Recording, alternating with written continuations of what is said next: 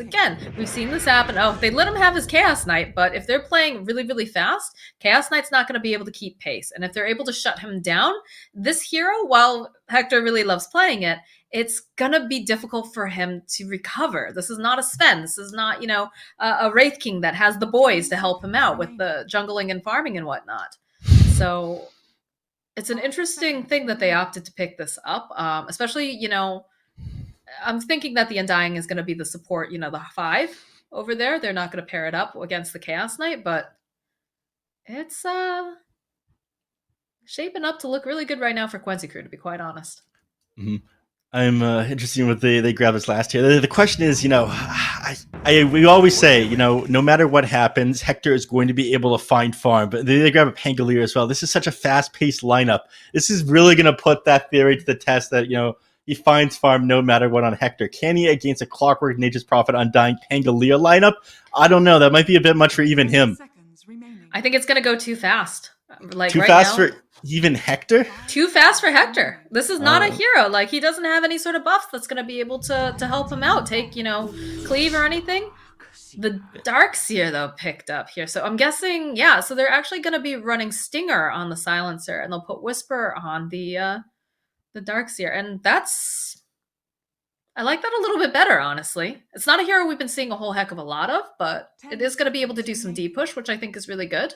And it's also going to make it so, Whisper can just kind of farm up and not have to hard commit in that lane. Objection. Yes. I think a lot of people have been running Darkseer on pause 4. That is true. Yeah, I've seen Ocean running it, actually, quite a bit. Mm-hmm. So it's a flex pick, though. You've got options. Yeah, you got to keep in mind with Beast Coast, like Brax said when we interviewed him, you see normal picks come out and you think there's no way this is going to be regular. These are going to go somewhere else. They have some weird stuff on Beast Coast again.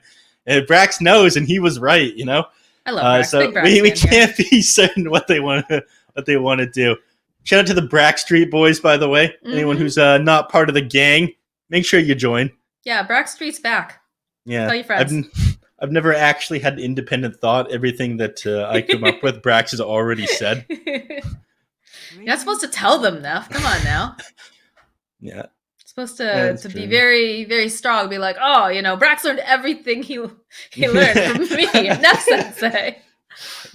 I think Brax actually played on a team with my old boss, Griff, when I was with Wildcard. Yeah. Back Griff's in Dota 1,000 years old.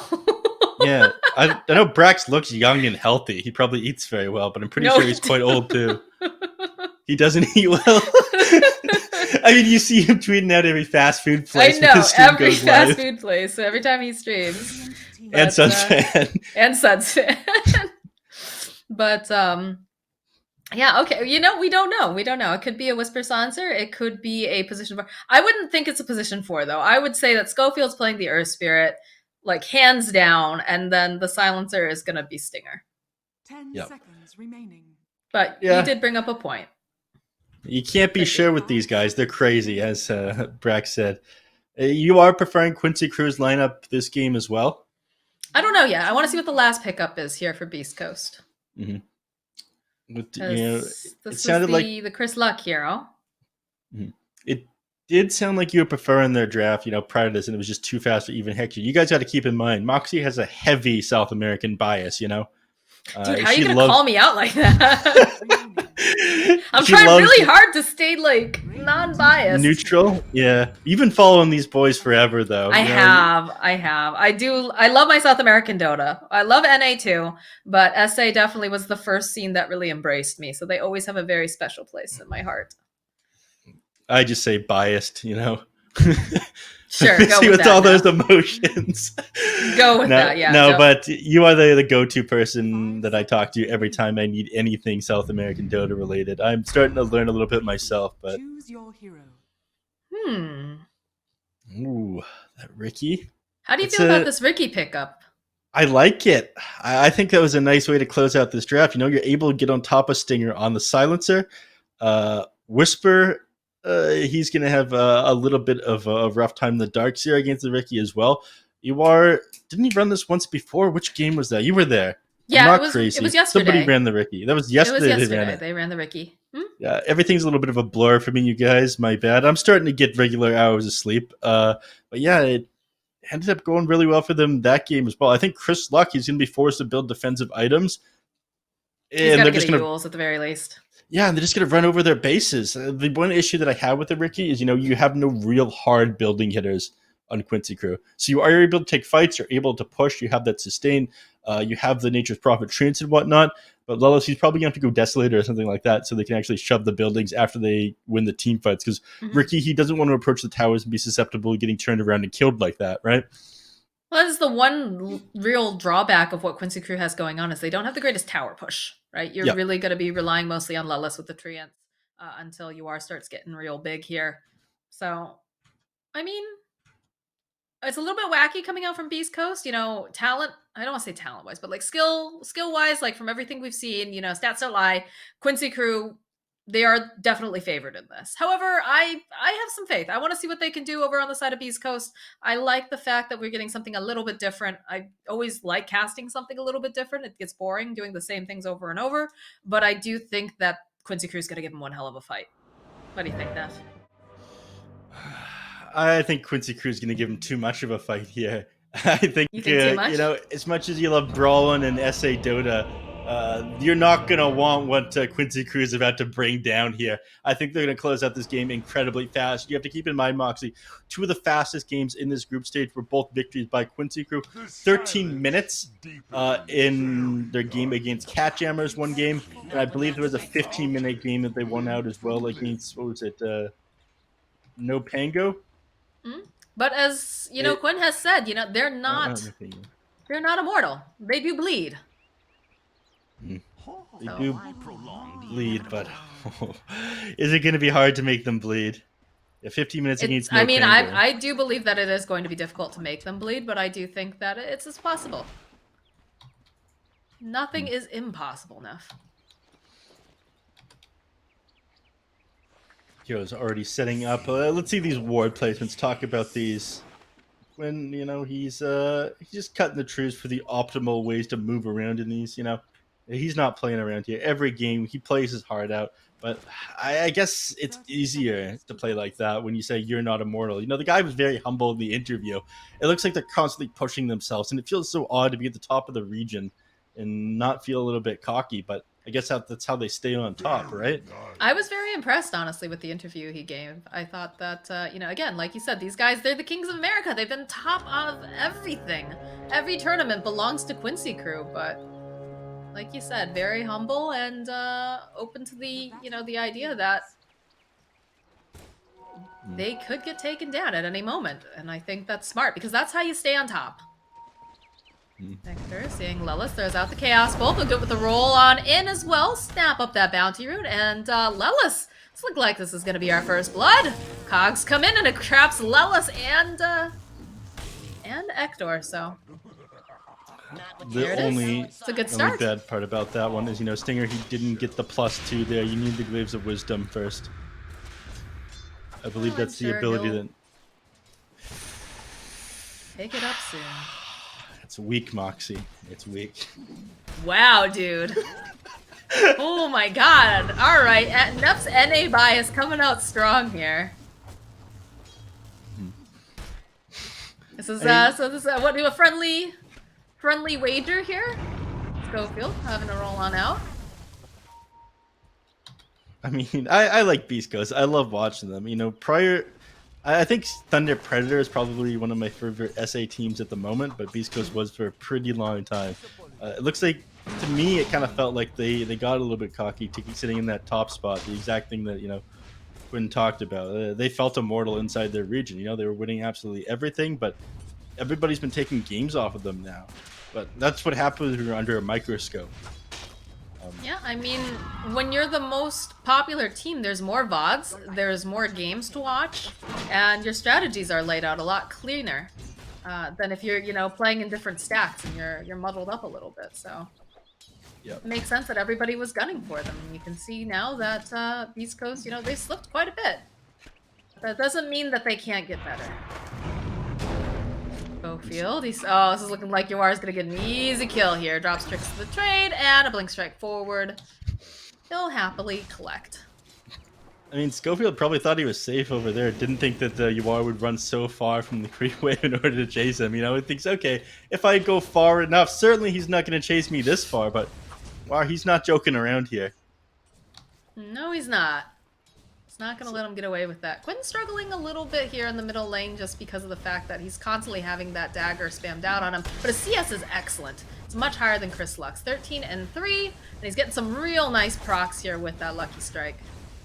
Stopping him from getting the last hits. This is such an awful ability and concept that shouldn't exist in the game.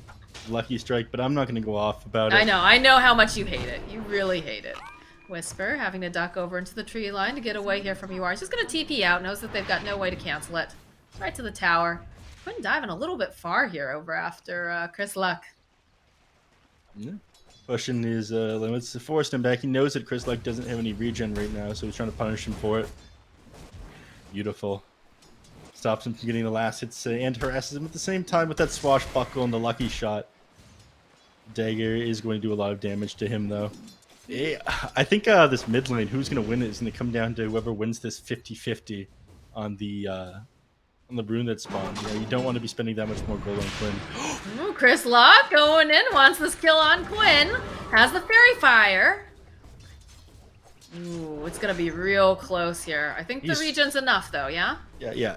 I ran the numbers. He's going to be fine. One more tick, he salves up, and then he goes, gets the last hits on these as they push the tower, and then he contests the rune. But he was actually off the mark there with that level 1 scream, and I think if he got that on Chris, he would have died there. Here it is. Every game we see it. Both these teams very good at securing the mid lane. Oh, he actually left that bounty rune. I missed that one there. So Chris Luck is going to fill up his bottle. Yeah, might be able to go make some plays over here on SVG as the 4-minute runes are spawning. The roll in. Nice sidestep, though, from SVG. They group up on the rune, but it looks like it was top. So Quinn grabs himself the invisibility. SVG takes a little bit of a beating, but manages to go and make sure that Quinn has what he needs here. Chris Luck, I think, should be fine. Does have the blink if he needs to. Just have to be careful though with Quinn going with the invis. He could just jump on in again once that swashbuckle's up, but does reveal himself a little bit off the mark here. He's actually trying to dodge that Shadow Strike there with the invis rune. His timing was a little bit off, but yesterday you were talking about, or not, I think maybe it was Ricky, underneath the effects of Shadow Strike, you're just not able to bottle up. When you're as good as Quinn, and you can hit buttons incredibly fast, Doji's all about clicking your buttons, you can bottle up perfectly between those ticks of the Shadow Strike, because it is 3 seconds between the intervals. And that's exactly what Quinn was doing as the Shadow Strike was on him last time. That was you? Yeah, but when you're this good at clicking buttons, you're like Quinn here, it doesn't matter if the Shadow Strike's on you. You can bottle it perfectly. Oh, the block from UR in the bottom lane. Schofield was almost scot-free here. UR, he's got the blink strike, goes forward, grabs him. Not bad. UR, this is the second kill that he's got on him here. The only bad part about this is you're only sitting at 26 CS on the Ricky. You are dragging him out of lane a little bit, but I'm not sure if it's worth it here given him these hero kills. A little bit ahead of him right now on Chris Luck on K1 Hector with 1 kill under your belt. Sitting at the top of the net worth, about 250, 300 gold ahead of the Ricky right now. I am a little concerned about the fact that they haven't even bothered to try to shut down Hector. That is one thing that I feel is kind of important. But I guess they figure, that their Ricky's going to be coming online a little faster. Quinn going in with the Rolling Thunder. He's getting a couple of these nice bounces off onto Chris Luck. He's just stun locked and he manages to get the kill. Quinn God. Very nicely done.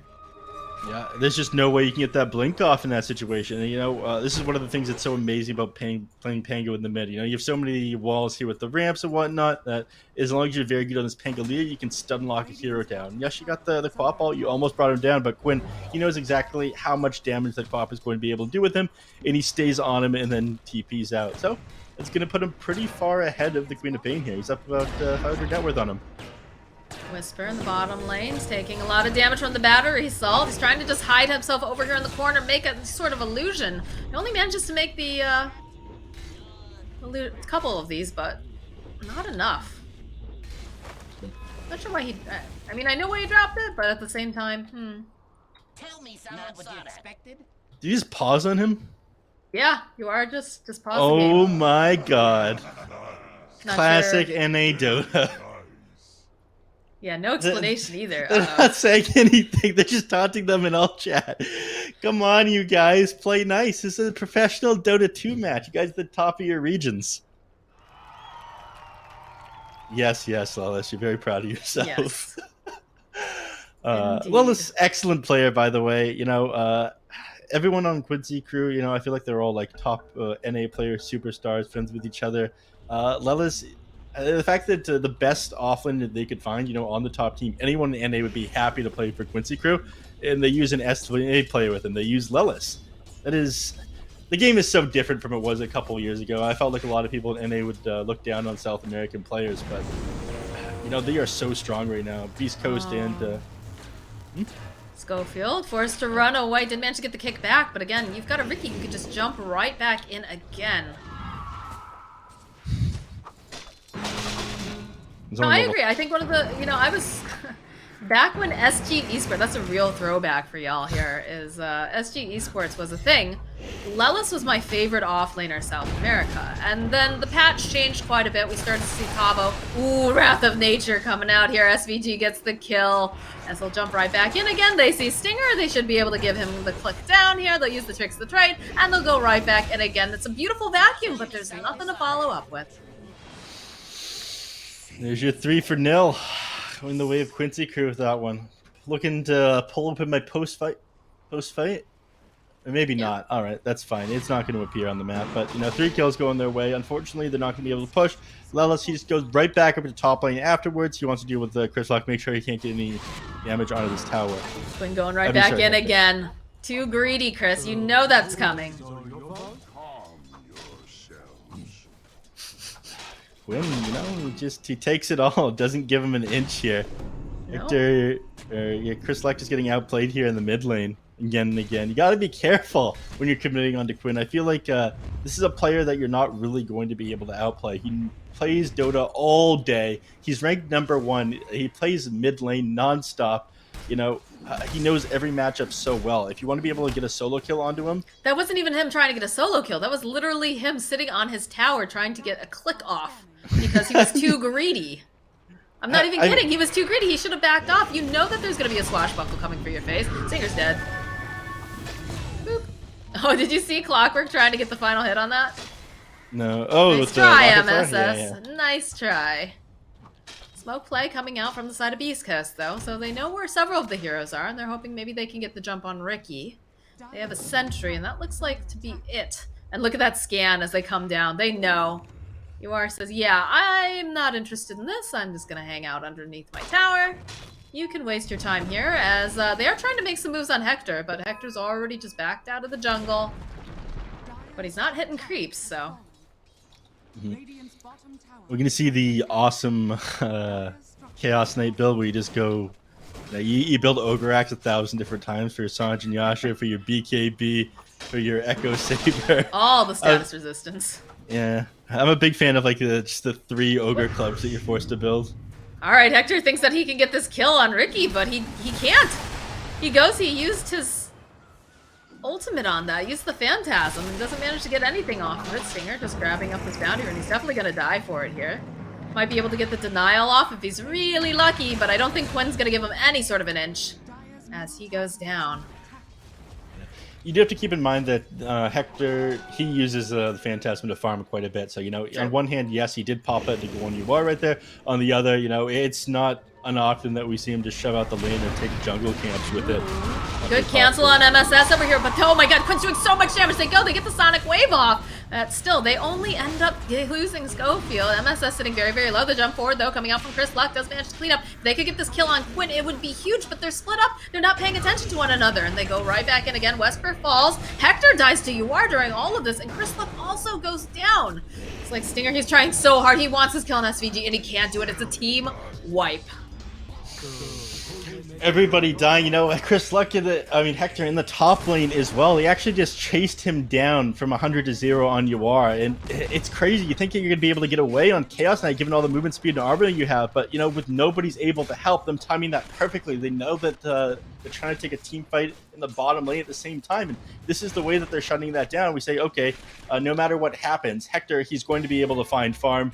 His team makes space for them, even if they take these losing fights, he comes online, but it looks like they've got their number here on Quincy Crew. They know exactly how to shut down Hector's game.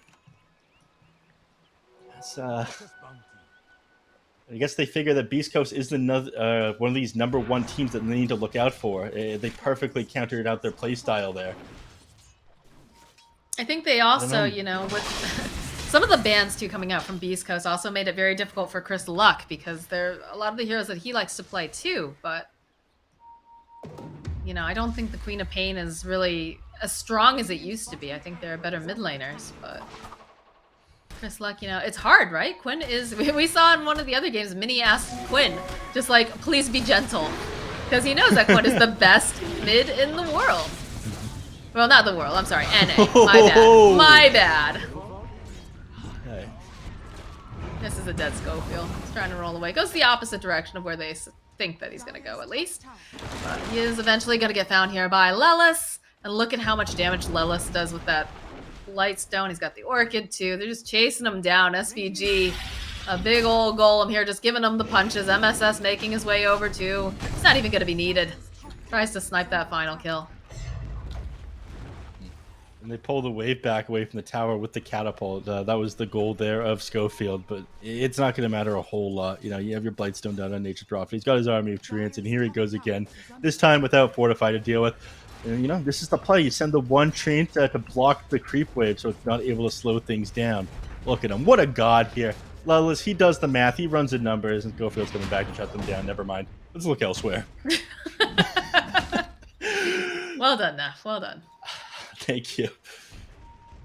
Let's see. You know, he's continuing to farm on Quinn here. He's actually going for a Guardian Greave, which is interesting. It makes a bit of sense against the Silencer. You know, you don't want him to be able to interrupt your Rolling Thunder, and you just not be able to do anything for a couple seconds. You know, it's so important that he's able to gap distance and whatnot with Swashbuckle. And that's you know, it's his main tool for disarming people. If he can get on top of Hector, There's the jump forward here, coming out from MSS. Stinger's just so squishy, it's so easy to get rid of him. And there's the follow-up now. Whisper dropping the wall, trying to run away, has the mech available, but he just can't survive this. Oh, are they gonna get the courier too? Nope, they don't even care. They let it go by. Schofield goes down. Chris Luck joining in the fight here. Chris Luck has nothing for items. Oof. he's not a Void Zone. That's pretty feels bad. At 14 minutes, you just have awful. Your treads completed, and that's about it. He's doing everything he can. Look at how this man, he swaps his treads to agility when he does the math for how many last hits it's going, or how many attacks it's going to take to finish off these neutral creeps here, just so we can get it done a little bit faster. Oh no. Oh boy. That's a dead Chris Luck. Very nice indeed. And everyone starts taunting him. Look at them. They're trying to tilt him. Not only is the damage coming out with these kills, but they're doing the mental damage well on Quincy's crew. They got it all figured out. I feel like that's an understatement. They've got it figured out into the future. They're just seeing everything. My god. This is a bloodbath. They built a time machine and they used it to play professional Dota. That's some intense, you know, oh, hold that thought. They can get the kill on UR. This would be huge, but Global Silence comes out. They drag him right back, and they finally manage to slay UR. It's not much, but it's something. Yeah, that Global needed to come out there. You know, he was going to get the blink off onto the clockwork up here, then he'd just get a cog, hit it, and then walked out. There's nothing that they would have been able to do about that one. So, you know, knowing how far they are behind here, 21 kills on Quincy crew and 3 on Chris Luck. Are we going to see the funny Dota meme here, Moxxi? I don't know. I don't know. If we can get one more Luck, kill on Quincy Schofield, crew. they find Quinn. Be able to go to crush away. They follow up SVG trying to keep him alive. They do have the mech. Oh my god, look at the damage over onto Schofield. He can't survive that. Chris Luck, he needs more help. He needs some friends. He doesn't have anyone to help him. They thought that they could get that kill with just the two of them there, but they just are not powerful enough. Whisper gonna have to try to sidestep here. Not looking great right now. Oh, MSS with that rocket flare. He finally gets himself a kill with the rocket at the last second. This feels so one-sided. 25 to 3 there. 9K net worth up at 16 minutes of the game. You know, they could have. I thought about kept going there, but instead, you know, we'll go for the saver route. We'll go Roshan. We don't want to go try to breach our high ground here. I mean, MSS is making his way over here to Chris Luck, and there is a Lelis with a... Yeah. I mean, if they wanted to chase her, they definitely could. Sprout, they want her. They have the Orchid. Go, hold Chris Luck into place. MSS has the hook shot if necessary, pushes back over with the cogs, and down goes Chris Luck. And this is all going on, they're going to be able to go and grab themselves up an Aegis. Doing an excellent job of clearing it up here. You gotta let Quinn tank it, you gotta get the backstab damage. Quinn, come on, get closer in there. You guys just mean, never mind. Anyway, there you go. That's the Aegis on your side. I feel like you grab the Guardian Greaves next on Quinn, and at that point, you know, you're ready to push. You are working on a Manta style right now on Ricky. You have the Battle Fury, and that secures you your late game. You know, Beast Coast, I'm not sure how they get back into this one. They need to be able to kill heroes in order to recover, but your only item right now that's completed right now on Hector is this Midas. Chris Luck, like you were talking about, has nothing. Schofield? I guess he's just trying to cut. Himself, apparently. That was... Oh, Schofield. My God, I don't know where Beast Coast goes from here. In fact, it's rare to see Hector just sitting around not doing anything on the map, but he's so afraid scary at the moment. Yeah. Where do you go? The Midas is off of cooldown. cooldown. Yeah, I was about to say it's on cooldown. Hector not farming at peak levels. Something is wrong. Even They've Hector broken is afraid. him. Oh my goodness. And they continue to, you know, look at the ward placement as well on the side of Quincy crew. You know, just trying to limit where they can go. They put this one here just so it doesn't get hit by D ward up on top of this hill. Just a little bit outside of that one's radius, I believe. They've got the observer ward over here, but I imagine it's going to get dewarded pretty quickly as well. Yeah. But locking them into their base right now, stopping them from getting those tier 2 neutral items, and of course limiting their farm. Schofield. Oh, Hector. Oh, Stinger. Oh, no. Man, I feel like MSS thought about it for like half a second, but he probably would have gotten dragged up into the high ground with the vacuum. Yep. They need 4 staffs right now with them not having like any further place to get back to, but you know, there's all these heroes are like 1,000 gold away from building a 4 staff. Silencer. Oh, Schofield. He was trying to cut again, trying to just push out the waves, do anything he can, and there's just no breathing room at all for Beast Coast.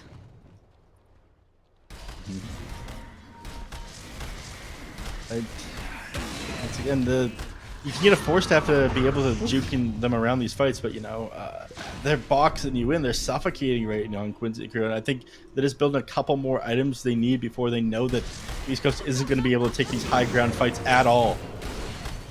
They're in no rush right now with Ricky with the Battle Fury and Hector struggling to find farm on the map. They just don't have any good D push either is the other problem. Midas is... Okay, there we go. He's trying. He's trying to get out of his base so he can go Midas up, but... Look at this. They throw another rocket flare. They know that Hector wants to go out. He wants to hit creeps. He can't even finish off that one little skelly man here. He does go back, though. He wants to get the illusions. Schofield will help himself. I think They're that it's so poor. They're gonna murder them here. Yep. Yep, Quinn opening up. Hookshot comes in from MSS. They'll be able to take down Schofield. Global Science comes out and they have the BKB over here onto Hector. He's trying to fight his way through, but they have so much damage over onto the low ground too. They're trying to chase after this Ricky. Can they get the kill on MSS? It's looking like they might be able to. He'll go down. They find him. We get some +2 int over here. But Hector, he can't stay alive long enough. Once that BKB is down, he's just obliterated. Whisper goes down, and the GG you are. Why prolong the inevitable? Quincy crew, they had Beast Coast's number that game. Everything they wanted to do, they shut them down on. Even when Hector was elsewhere on the map, they were chasing him down with Iwahara. It feels like they've just been practicing watching Beast Coast's replays and their movements. Once in a while, you do see Beast Coast win these or lose these early games, yeah, but Hector seems to show up and blow everybody up. That game, they even managed to shut him down, and punishing him super hard for going that Midas build too. Ricky being able to chase him down, you'd think, okay, it's a Chaos Knight in a Ricky 1v1 scenario. You'd be able to win that, right? But, they're absolutely not. Just because you don't have any farm, you opt to go for just 40 attacks, but at the cost of like 2,200 gold and whatnot. But Quincy crew, playing so well. Quinn once again dominating his lane, getting several kills off onto Chris Luck. God, that's got to feel super bad. How do you take this next game? Is my question after a loss like that. You have to do it. So you know what? This is literally their job, Neph. This is literally their job. So they're gonna have to pick themselves up, shake it off, approach it fresh and new. And I mean, we all know Quincy crew. They're the top of NA. They're the top of SA right now too. They own the Americas. This is the team to beat. So you need to just take a deep breath and realize, okay, we tried to do something a little different. We tried to, mix things up. We gave Hector the Chaos Knight. And again, we talked about this during the draft. I was worried. I saw a Chaos Knight, and usually, most teams shut down Hector fairly early on, but then he's able to bounce back. But in this case, they didn't even bother shutting him down early. They just knew that Yawar was going to get so big, that Quinn was going to have a great lane. And Lelis, wasn't really, he was doing the best that he could in his lane, obviously. He did quite well. But they knew their timings and they had faith in it. Quincy crew, they played excellent Dota. It was very, very clean. It was a perfect game for Quinn. I mean, SVG did not die a single time. Like, how often can you say that about a Pos 5? Very rarely. I mean, very, very rarely. He literally lived up to his name, Undying. But yeah, Beast Coast, I wanted to believe. I thought they were playing something a little bit different. I got excited, but Quincy crew still they're too good. They're too good. They had their number. They're doing it with these heroes that other people aren't playing as well. They're pulling that one off with Ricky. It's great to them see them run all these different strategies that I'm sure they're practicing. They got the Drow Ranger down the other day. It looked like they had quite figured that one out. Now they're running the Ricky that you see sometimes in China. They're just taking a little bit out of every region and they're making it their own. God, I cannot wait until we get to see Quincy crew eventually in the international stage. It's going to be awesome to see, especially because, like you said, they're adapting bits from every single region, it feels like right now. So it'll be very interesting when they finally get the chance to beat up. But it's not today. In fact, they have a second match now coming up. They have to fight against Beast Coast one more time. And Beast Coast has to figure out, should they go back to basics? Should they, find something that works a little bit more standard for them? But we are going to take a short break, and when we come back, we'll have game number 2.